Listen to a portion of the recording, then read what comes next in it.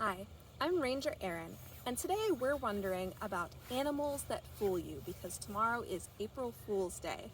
And some of our animals, in order to survive, they will mimic or imitate or pretend to be something else in nature, whether that's alive or not alive.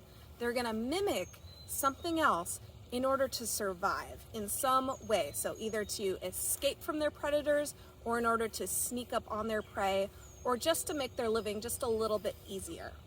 Camouflage, of course, is when an animal is going to look a little bit like their habitat. So most of our animals have some type of camouflage, but some of our animals have really exceptional camouflage, and they're hard to see them even when you're looking right at them.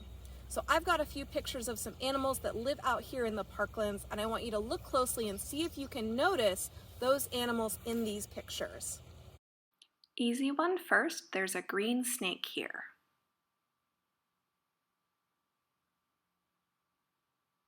A little bit harder with this gray tree frog.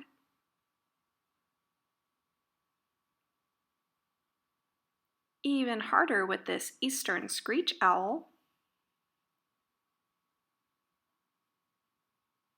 And the hardest of all, there's a moth in here.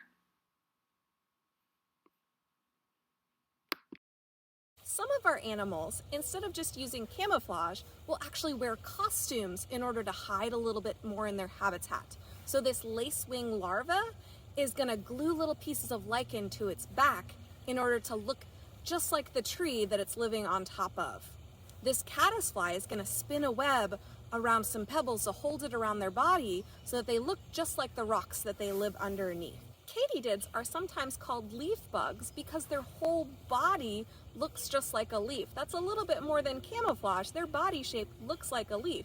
And stick bugs, of course, look like sticks. In the water, mussels can put out a little arm that looks just like a tiny fish or a crayfish, and that's going to lure some bigger fish closer by that are going to want to eat that small fish that they see.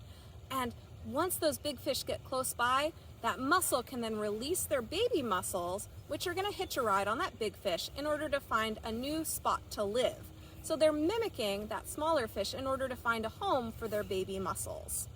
Many of our non-venomous snakes, the ones whose bites won't hurt us too much, those snakes know how to pretend to be a venomous snake. So they will flatten out their body, they'll kind of reshape their head so that their head looks a little bit more triangular, like we know that those venomous snakes look. And some of them are even clever enough to rattle their tail in amongst some leaves to make it sound like they've got a rattle, like they're a rattlesnake. It's not just about looks though. Some of our animals use other senses in order to fool other animals into thinking that there's something else or something else is going on.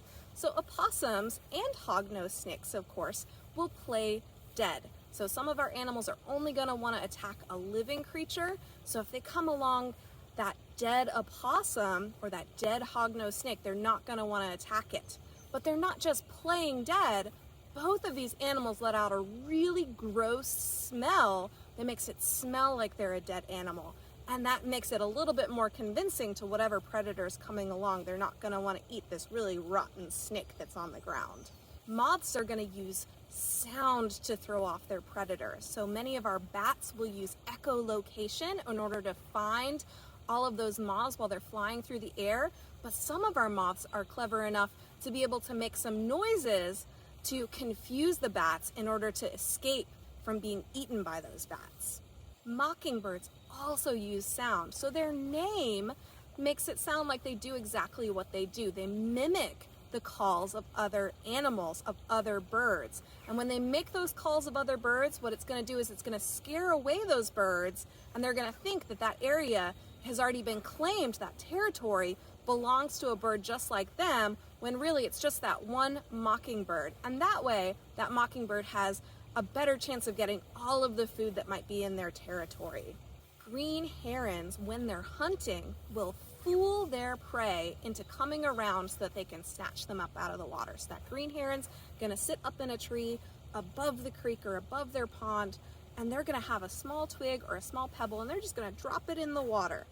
Now that's going to make those fish that are in the water curious. They're going to be like, is there an insect nearby that I can eat? So they're going to swim forward, being totally fooled. They're going to try and eat that pebble or that stick, and that's when that green heron's going to strike and capture that fish to eat as their meal. Those were just some animals that might fool you using different types of senses. But of course, there's many, many more, and I'm sure you can think of a few more. For your hike, we're going to take what we call a second look hike.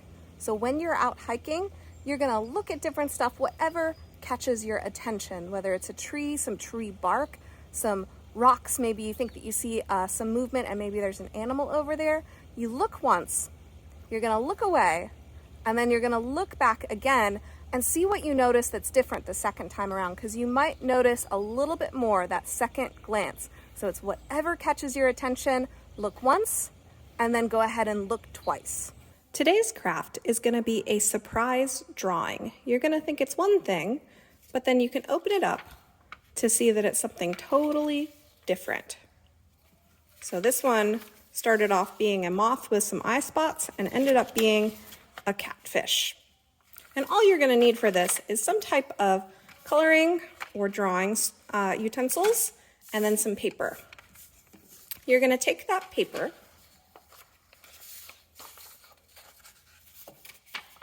and you're going to fold it in half.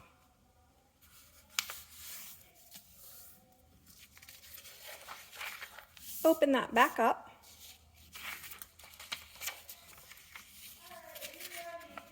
And then just fold one leaf back.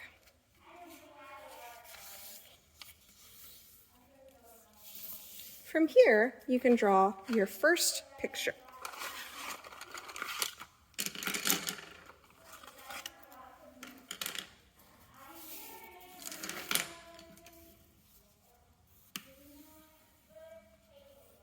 So my first thing is going to be a rainbow.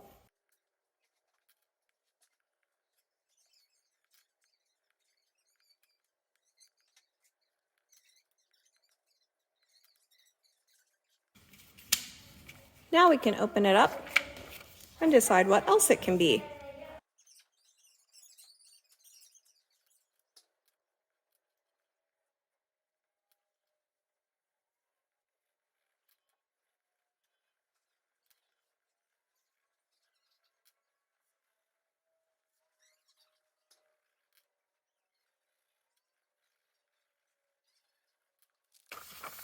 Starts off with a rainbow, ends up being a rainbow person. Thanks for joining me. I'll catch you all later.